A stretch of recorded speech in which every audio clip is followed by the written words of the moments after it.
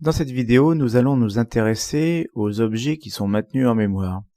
Alors le mot stocker des objets en mémoire est peut-être un peu surfait, car il s'agit en réalité ici de voir comment les objets restent en mémoire et ils restent à disposition tant qu'on en a besoin. Ils restent à disposition pour des futurs usages et voient éventuellement leur état modifié. Alors pour travailler donc sur ces objets en mémoire, on va d'abord remarquer qu'un objet peut référencer d'autres objets. La référence ultime, la référence de départ, c'est évidemment le main. Et ensuite, nous verrons les règles d'accès aux objets en mémoire, puisqu'évidemment, le fait que les objets s'utilisent les uns les autres suppose qu'ils peuvent accéder à une partie de l'objet voisin, mais pas tout, bien sûr, puisque la règle d'encapsulation s'y oppose. Alors comment est-ce qu'un objet référence d'autres objets? Tout simplement via des attributs références, donc des attributs en mémoire, et on finit par créer des graphes d'objets qui sont stockés en mémoire.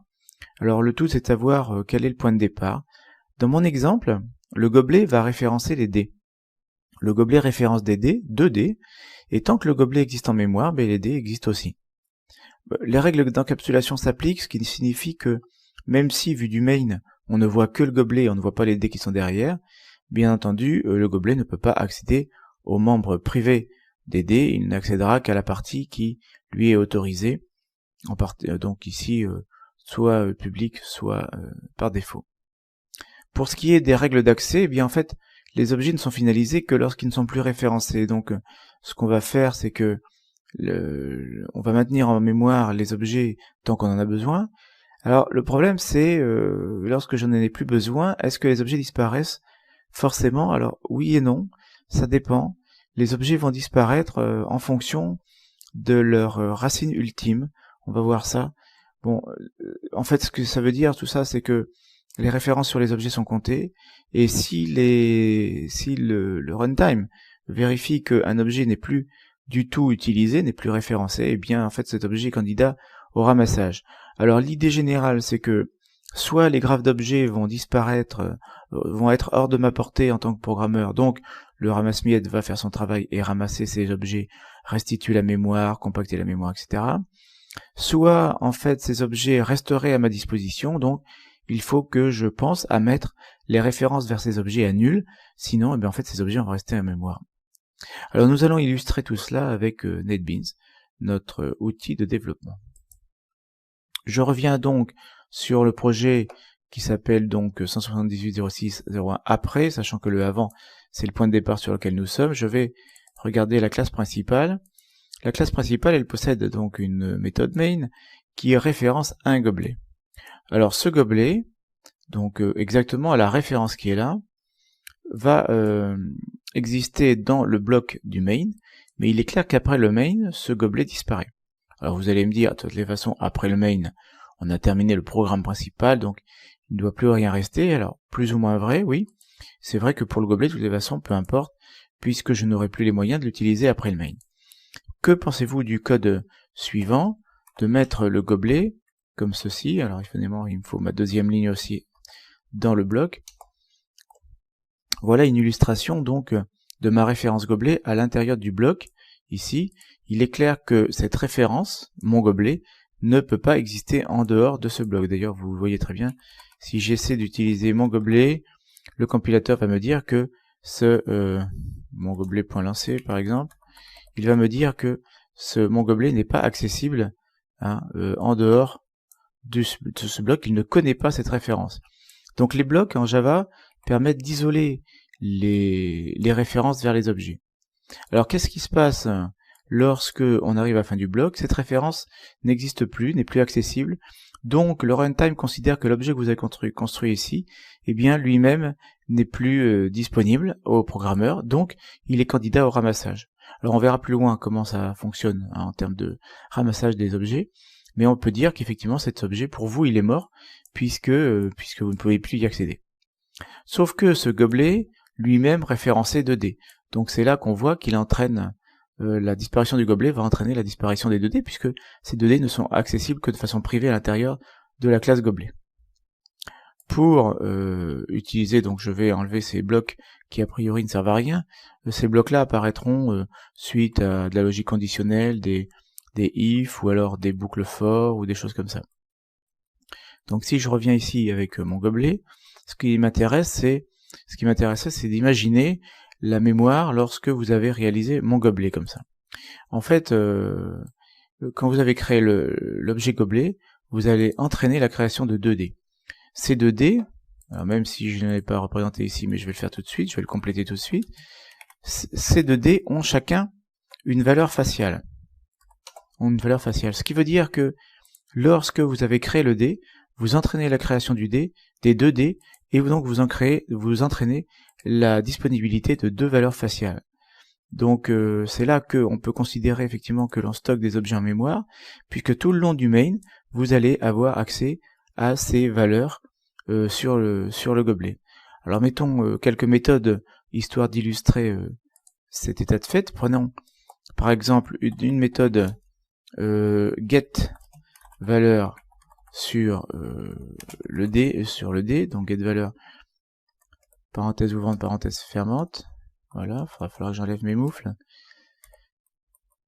Voilà, return valeur face. Ici, je vais faire une public void set valeur, donc évidemment quelque chose d'assez étrange, puisqu'en fait je me propose de setter la valeur du dé. Enfin, c'est en quelque sorte, c'est une méthode de tricheur, ça. Valeur face égale f, voilà. Donc voilà la manipulation du dé. Alors là, on est très loin du compte en termes d'objets, hein, puisque faire des getters, des setters comme ça, c'est assez peu courant. Et puis ici, je vais faire bien la même chose de façon publique. Je vais avoir int get valeur. Alors la valeur du gobelet, c'est tout simplement la somme des valeurs des dés, donc d1.getValeur plus d2.getValeur. Voilà.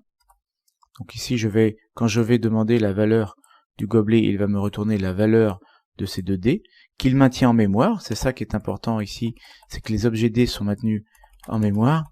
Puis je vais faire la même chose avec le set valeur. Cette valeur, quand je vais demander au gobelet de positionner la valeur f, eh bien il va faire le set valeur sur D1 et il va faire le set valeur sur D2. Voilà. Donc le gobelet ici sert d'intermédiaire. Donc à partir de ma classe principale, je peux prendre mon gobelet, par exemple, et lui demander de positionner la valeur à 5, par exemple. Donc là, en fait, ce qu'il va faire le gobelet, c'est qu'il va positionner les valeurs sur les 2 dés en mémoire. Le dé va stocker sa valeur, chaque dé va stocker sa valeur dans son état interne.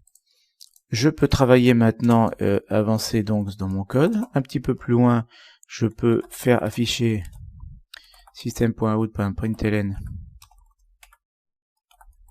faire afficher la valeur du gobelet plus mon gobelet.getValeur. Voilà. Je vais exécuter ce petit programme. Et je vois qu'effectivement la valeur du gobelet vaut 10. Effectivement, puisque j'avais positionné la valeur 5 sur chacun des dés et il me ressort une valeur de 10. Ce que ça montre, ça, c'est que donc les objets en mémoire ont un état et que les objets existent et les objets persistent en fait en mémoire tant que vous ne les avez pas supprimés. Vous avez les données qui sont là à disposition. Alors comment moi je visualise l'affaire? Je dis que ces objets flottent en fait. Moi je vois un gobelet qui flotte avec 2 dés qui flottent et maintiennent leur valeur. Et donc évidemment cette persistance en mémoire va être extrêmement importante. Et ces objets ne disparaîtront encore une fois que lorsqu'ils sortiront du bloc du code dans lequel ils sont, ou alors lorsque vous écrirez un code de ce genre-là.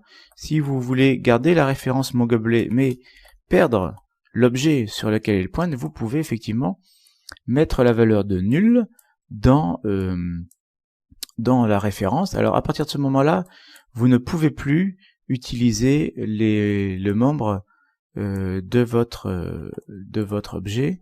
Si j'essaie de compiler l'accès à getValeur ici, dereferencing null pointer, donc là, alors le petit liseré est un petit liseré jaune, donc ça veut dire que je vais vraisemblablement pouvoir le lancer et qu'il va voilà, se vautrer à l'exécution. Donc ça, c'est un cas tout à fait remarquable, une chose tout à fait remarquable. Les objets en mémoire sont nécessaires pour que vous puissiez travailler dessus. Si vous coupez la référence vers l'objet en question, vous allez perdre l'objet. Donc du point de vue de l'état, en fait, l'objet est dans un état qui est tout à fait maintenant finalisable, mais vous ne pouvez plus déclencher les méthodes via cette référence, puisque cette référence, comme le dit le message d'erreur ici, c'est un null pointer exception. Vous apprécierez que vous avez pu compiler l'accès, ici l'appel, mais que vous avez échoué à l'exécution. Alors ça, c'est un petit côté un petit peu pénible de l'affaire, hein, bien entendu. Donc la règle par rapport aux objets, c'est que ce genre de code ne se fait qu'au moment où vous êtes sûr de ne plus avoir besoin de l'objet, bien entendu, parce que sinon, eh bien, vous allez vous retrouver avec des null pointer exception un peu partout. Je signale que le null pointer exception est considéré comme une erreur de programmation, c'est-à-dire une erreur que le programmeur doit corriger. Voilà, donc ce qu'on a couvert dans cette petite vidéo, c'est donc la manière donc de stocker des informations en mémoire via des objets. Une référence vous permet d'accéder à l'objet qui lui-même contient des données. On a vu que des objets peuvent référencer d'autres objets, donc on va se retrouver en mémoire avec des graphes d'objets. On a vu que ça ne changeait, que cet accès en mémoire des objets les uns aux autres ne change absolument rien en ce qui concerne la visibilité. Hein. Bien sûr, là, le gobelet n'accédait pas aux données privées du dé, il passait par les getters et les setters, donc des méthodes qui avaient des visibilités supérieures à private, hein, donc en l'occurrence public. On a vu que pour se débarrasser des objets ensuite et pour donc les placer dans un état ramassable par le garbage collector, il fallait tout simplement couper la référence vers les objets. Donc soit ça se fait de façon naturelle à la fin du bloc dans lequel la référence est déclarée, soit vous mettez nul dans la référence.